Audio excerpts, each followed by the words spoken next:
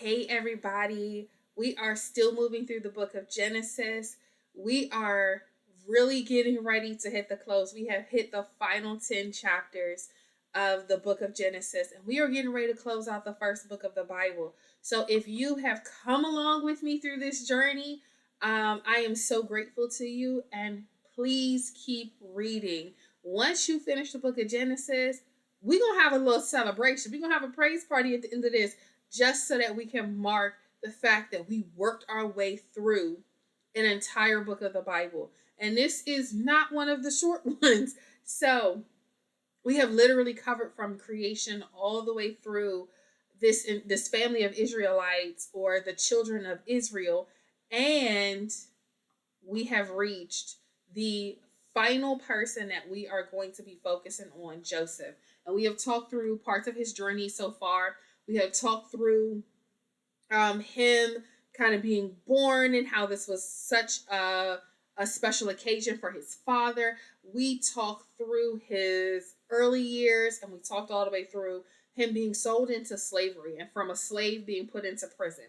So we are at a place now in Genesis chapter 40, and we're going to cover the entire chapter. It's 23 verses that discuss some of the time while he's in prison. Some of the time. So it starts off where we left off with Joseph. Let's go there first. Joseph was working for Potiphar, who was the chief guard, or who is the head of the military for Pharaoh in Egypt. And he has gone from a lowly Hebrew slave to, literally second in command in this man's home, and was trusted. Potiphar's wife makes a pass or two at him and decides that she didn't want to be rejected, so she lies and tells the people of the house that Joseph tried to assault her, and he is thrown in prison without any conversation about it. But because he's a prisoner of someone within Pharaoh's house or within Pharaoh's major leadership, he is put into a upper level prison. Still a slave, still a prisoner, just a different type of prison.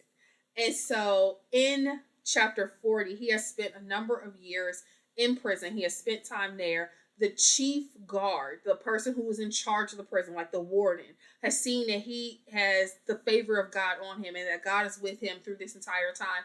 And so he promotes him and kind of puts him over the prison. So he is now second command in prison. He is still a prisoner. He is still a slave, but he has some authority. He has some ability to move around. He's got a pretty hefty responsibility in prison, but he does allow him certain freedoms. And so in verse 1 of chapter 40. So Genesis, still first book of the Bible, almost done. In chapter 40, verse 1, it starts off saying that the butler and the baker of the king of Egypt, the Pharaoh, his servants, made him mad. Something happened, and they get themselves thrown into prison. So the butler and the baker are both in prison. The butler is like a personal assistant. He brings them food. He takes care of his house, gets them dressed in the mornings, really, really close to him. And then the baker, of course, is the person who's going to provide food, baked goods, any of these other things. These are two people who are inside of his home, who get to see him kind of in intimate moments. And I'm saying intimate as in like first thing in the morning. I'm saying, midnight snack. I'm saying the person who is responsible for feeding him, the people who are responsible for being close to him, who are protecting him honestly from someone who may be poisoning him, protecting him from people who are attempting to injure him by slipping something into his food or being around him in the wrong way. So they have offended the Pharaoh, and they get thrown into jail. They happen to be in the same jail that Joseph is in. Joseph is a Hebrew slave in there. He has the authority and God is with him, so he's being promoted in there, but he is still a slave. So he serves them. And it can be in the capacity as a slave where he's required to take care of them, or it could be in the capacity, much like ministers are servants, and they serve the people of God. He could literally be the person who kind of looks out for them, maintains order in the prison, lets them know who can go here, who can do there. It's time for food. It's time for lights out. That type of thing. And so, in verse 5, it says that they both had a dream. The butler and the baker both have a dream. And they each have a dream, and the next morning they wake up and they are very sad because they are used to being in Pharaoh's house. And in Pharaoh's house, especially very close to Pharaoh, if there is a dream, if there is a vision, if there is a thought that's confusion, a question that needs to be answered, there are people who are designated to answer these questions, who are designated, like the wise or the interpreters, the advisors are there for this purpose. And so now they're in jail. They don't have access to an interpreter, and they've had these dreams, and they are confused because, like, how do I figure this out?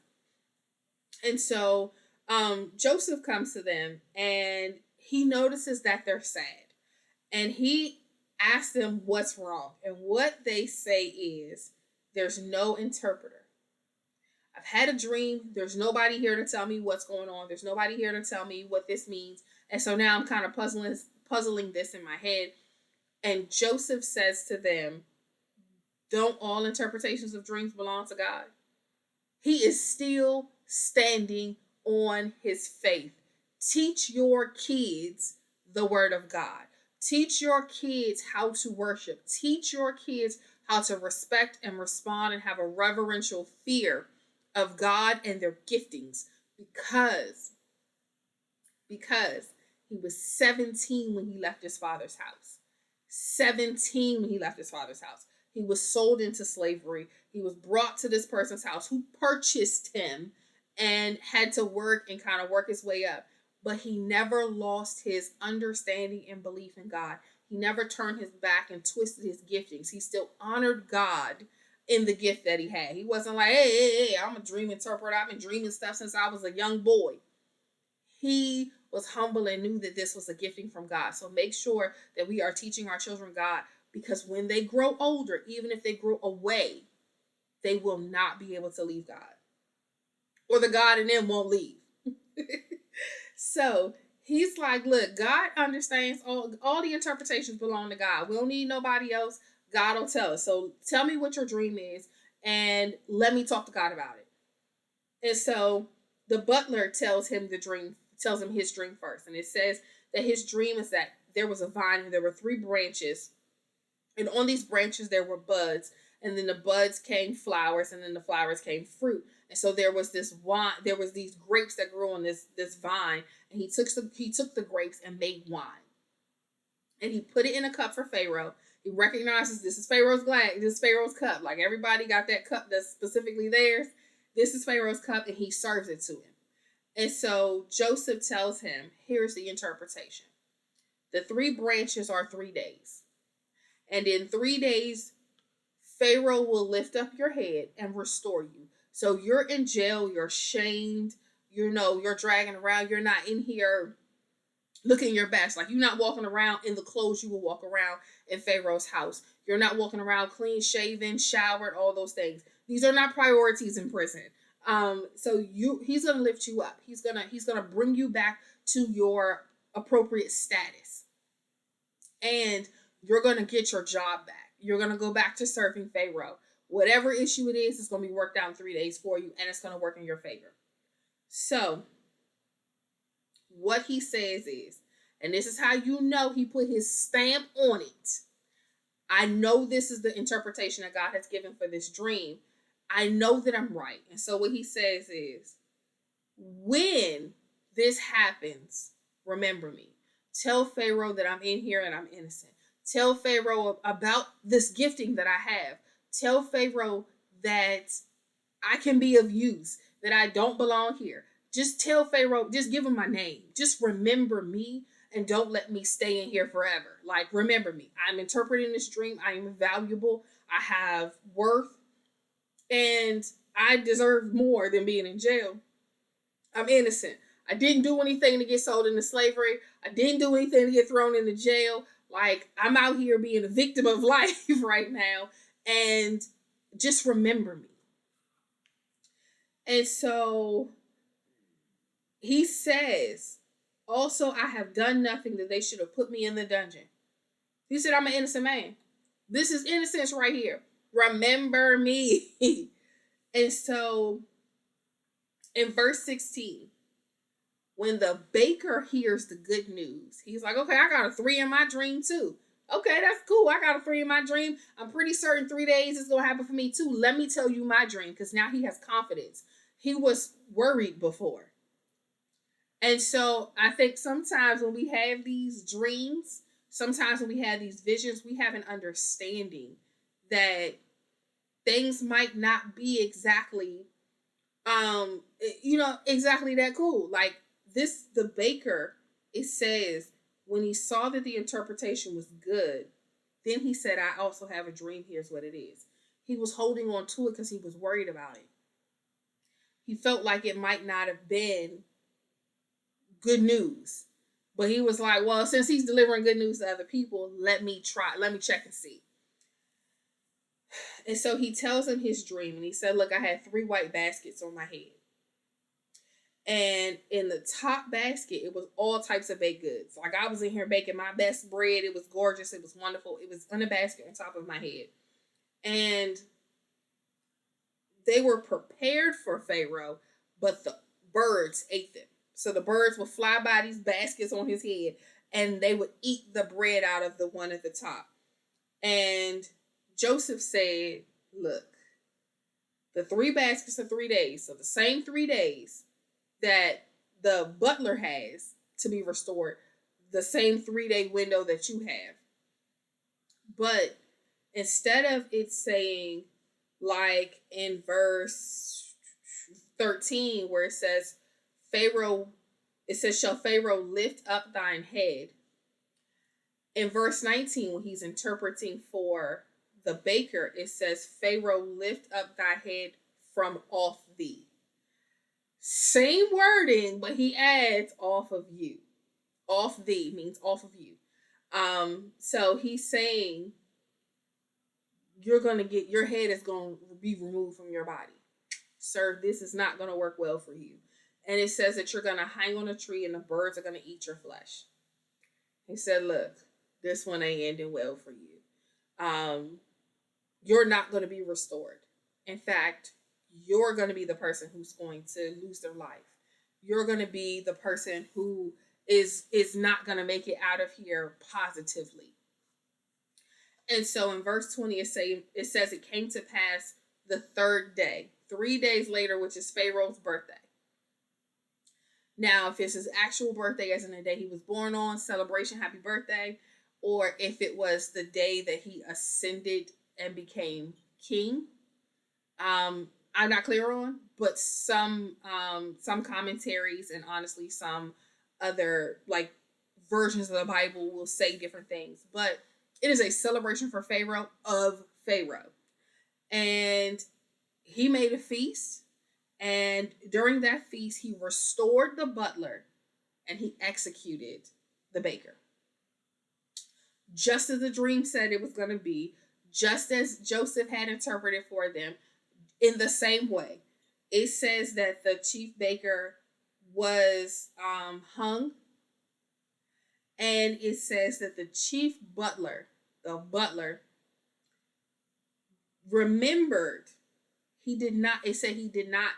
Yet did not the chief butler remember Joseph, but forgot him. Said it twice. He didn't remember and he forgot. Like he forgot. Like sometimes you'll say, I didn't forget, I didn't forget, I just didn't remember it.